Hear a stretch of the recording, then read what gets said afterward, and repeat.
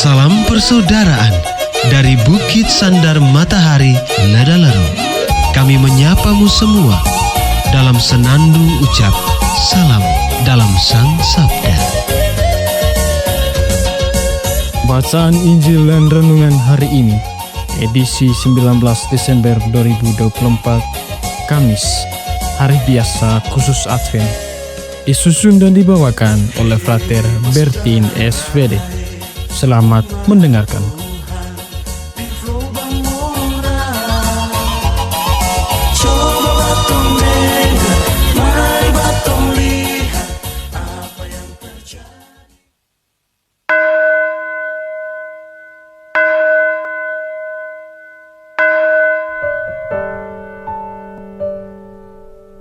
Bacaan dari Injil Lukas, bab 1, ayat 5 sampai 25. Pada zaman Herodes, Raja Yudea, adalah seorang imam yang bernama Zakaria dari rombongan Abia. Istrinya juga berasal dari keturunan Harun, namanya Elisabet. Keduanya adalah benar di hadapan Allah dan hidup menurut segala perintah dan ketetapan Tuhan dengan tidak bercacat. Tetapi mereka tidak mempunyai anak, sebab Elisabet mandul dan keduanya telah lanjut umurnya. Pada suatu kali, waktu tiba giliran rombongannya, Zakaria melakukan tugas keimaman di hadapan Tuhan. Sebab ketika diundi, sebagaimana lazimnya, untuk menentukan imam yang bertugas, dialah yang ditunjuk untuk masuk ke dalam bait suci dan membakar ukupan di situ. Sementara itu, seluruh umat berkumpul di luar dan sembahyang. Waktu itu adalah waktu pembakaran ukupan. Maka tampaklah kepada Zakaria seorang malaikat Tuhan berdiri di sebelah kanan mezbah pembakaran ukupan. Melihat hal itu, ia terkejut dan menjadi takut.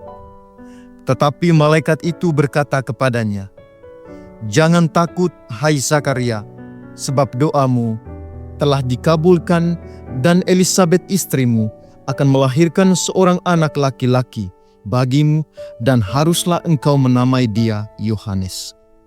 Engkau akan bersuka cita dan bergembira, bahkan banyak orang akan bersuka cita atas kelahirannya itu. Sebab ia akan besar di hadapan Tuhan dan ia tidak akan minum anggur atau minuman keras, dan ia akan penuh dengan Roh Kudus mulai dari rahim ibunya. Ia akan membuat banyak orang Israel berbalik kepada Tuhan Allah mereka, dan ia akan berjalan mendahului Tuhan dalam roh dan kuasa Elia untuk membuat hati bapa-bapa berbalik kepada anak-anaknya, dan hati orang-orang durhaka kepada pikiran orang-orang benar, dan dengan demikian menyiapkan bagi Tuhan suatu umat yang layak baginya." Lalu kata Zakaria kepada malaikat itu, "Bagaimanakah aku tahu bahwa hal ini akan terjadi? Sebab aku sudah tua dan istriku sudah lanjut umurnya." Jawab malaikat itu kepadanya, "Akulah Gabriel yang melayani Allah, dan aku telah diutus untuk berbicara dengan engkau dan untuk menyampaikan kabar baik ini kepadamu.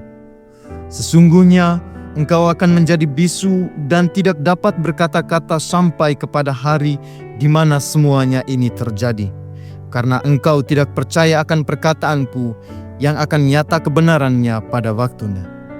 Sementara itu, orang banyak menanti-nantikan Zakaria. Mereka menjadi heran bahwa ia begitu lama berada dalam bait suci. Ketika ia keluar, ia tidak dapat berkata-kata kepada mereka, dan mengertilah mereka bahwa ia telah melihat suatu penglihatan di dalam bait suci. Lalu ia memberi isyarat kepada mereka sebab ia tetap bisu. Ketika selesai jangka waktu tugas jabatannya, ia pulang ke rumah. Beberapa lama kemudian Elisabet istrinya mengandung, dan selama 5 bulan ia tidak menampakkan diri, katanya, "Inilah suatu perbuatan Tuhan bagiku, dan sekarang ia berkenan menghapuskan aibku di depan orang." Demikianlah sabda Tuhan. Terpujilah Kristus.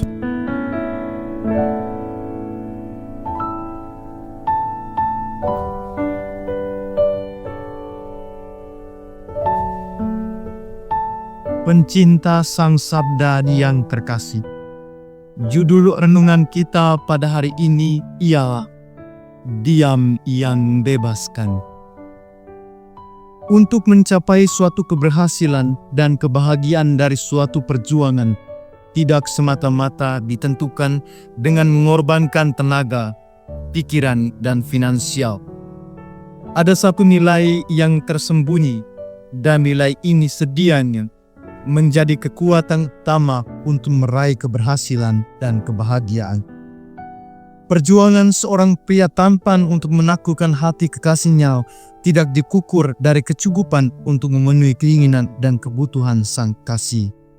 Begitupun perjuangan seorang suami untuk membahagiakan istrinya tidak hanya sebatas pada memenuhi keinginan istrinya. Pertanyaannya ialah, apa nilai yang mendasar untuk mencapai kesuksesan itu? Episode-episode kehidupan yang dikisahkan dalam Injil hari ini setidaknya menampilkan mata rantai refleksi yang mempunyai relasi satu sama lain. Pertama, Elisabet, istri, akan melahirkan seorang anak laki-laki. Inilah gambaran kepercayaan misterius. Kedua, bagaimana aku tahu bahwa hal ini akan terjadi? Kalimat ini menggambarkan rasa bimbang atas sisi misterius dari kepercayaan. Ketiga, inilah suatu perbuatan Tuhan bagiku, dan sekarang Ia berkenan menghapus aib di depan orang. Ini adalah ungkapan pengakuan dan sebuah aktus perjuangan untuk memahami sisi kemisteriusan itu. Allah melimpahkan kepercayaan penuh misteri kepada Zakaria, dan sebagai manusia biasa, Zakaria merasa heran dan bimbang atas kepercayaan itu. Pertanyaannya, model perjuangan seperti apa yang ditonjolkan oleh Zakaria untuk sampai pada pemahaman yang jelas akan kehendak Allah? Pencinta Sang Sabda yang terkasih, Zakaria adalah seorang yang sederhana dan ia memiliki iman yang sangat istimewa. Ia seorang yang terus membaktikan hidupnya untuk Tuhan. Sebagai contoh dalam alur cerita Injil hari ini, Zakaria ditampilkan sebagai sosok seorang imam yang dipercayakan oleh rombongannya untuk membakar upu di dalam bait suci. Ia menjalankan tugasnya dengan penuh iman dan rasa tanggung jawab. Namun, ia tidak pernah menuntut Tuhan untuk membalas amal baiknya, dan ia tidak pernah menyalahkan Tuhan ketika ia dan istrinya Elisabet tidak dianugerahi seorang anak. Inilah sebuah model iman yang sejati, iman yang terus bersaksi dalam diam, iman yang selalu menyediakan lahan hati yang kosong untuk membiarkan benih sabda Allah bertumbuh. Selanjutnya, inti refleksi yang harus kita renungkan ialah sikap diam sakat. Diam bukanlah tanda menyerah, atau diam adalah gambaran orang yang tidak berbuat apa-apa. Justru dalam diam, Zakaria terus mengabdikan diri untuk Tuhan. Secara lahiriah ia terlihat diam, namun secara batinnya ia terus bergejolak dan bergemuruh dalam imannya untuk terus membangun komunikasi dengan Tuhan, sehingga Zakaria telah mencapai puncak suksesan imannya dengan menerima seorang putra bernama Yohanes Pembaptis. Marilah, pada masa Advent ini, kita berjuang untuk menyiapkan lahan hati kita dengan pernak-pernik keheningan, dengan kerinduan yang terus bergemuruh, agar kita mampu menjadi kandang Natal dan palungan bagi Sang Juru Selamat yang akan datang membawa damai. Semua.